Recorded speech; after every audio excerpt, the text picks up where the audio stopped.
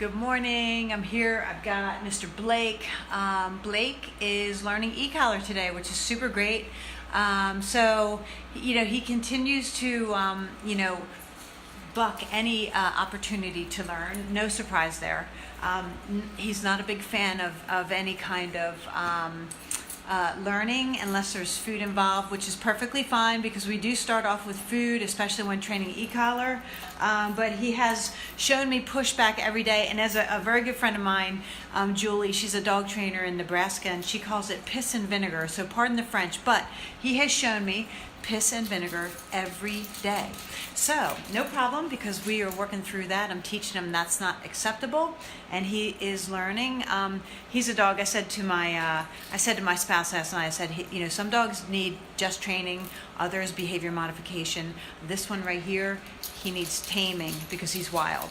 So no problem, we can do that too.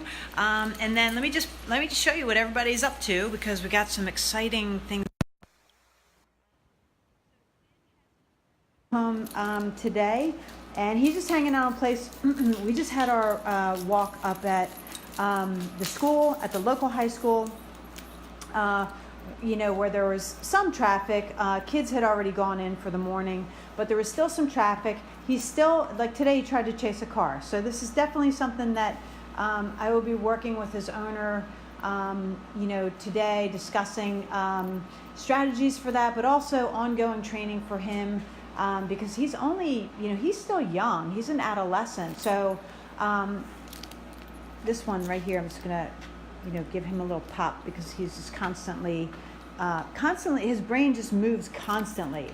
So, but with Finn, he's an adolescent, so he's going to go through more stages. He's not the finished product of a dog who, you won't know the dog that you have until he's around 2 years old. So this guy is really super young. So he will need some more training, either by way of, you can do private lessons, we can meet at a park and do a walk, and I can show you protocols for any time he has any sort of reactivity. He definitely has signs that he could go down that road. But if you follow what I've taught you, and you utilize the tools, you're going to be in good shape. But just know it's a mindset when you walk this dog. You've got to have the proper mindset. You've got to be calm yourself. Sit. This one will constantly, he's got really sloppy obedience. He knows how to sit, but as soon as you're not paying attention, he pops up. So I'm holding him accountable. And the same goes for Finn. Will do the same thing. It's like as soon as you turn around, he'll try and just break command and do whatever he wants to do. And you will have to be all over him. He's super drivey and pushy, and we'll talk more about that this afternoon. I'm not trying to scare you. I am making you aware of the kind of dog that you have, and what he's capable of. He's capable of a lot more than what he shows a lot of the time. So you will just need to, you're gonna have to have a really firm hand with him and hold him accountable. No freebies, no couch time, no high-pitched voice and affection with him. It's calm, assertive with him is what works best. It will let him know that you're the boss and he needs to follow you, and you're going to need to do that for 30 to 60 days when he comes home. Follow those guidelines as closely as you possibly can, because they will get you the results you are looking for long term. I want you guys to succeed. So in order to succeed, you've got to stick to the script as closely as humanly possible. I realize we're all human and we all just can't go at it guns blazing every day. That's fine too. But just remember, you want to really run a tight ship with him for the next couple of months. And we'll talk more about that later. So, but he's doing well. For all of what I just said, he's doing very, very well. He's learned a lot.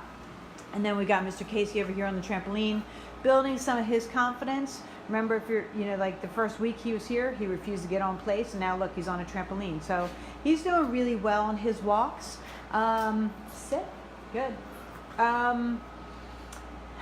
Let's see. What did we experience today? We encountered a really nasty reactive dog.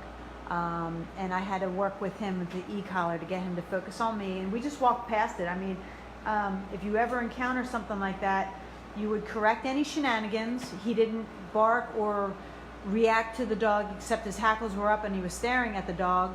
And I just gave him some, you know, little communication on the e-collar, meaning I pressed that button on that e-collar at a level that resonated with him, that kept his feet moving, and then we just moved past it. And that other dog had a little hissy fit, and that was it.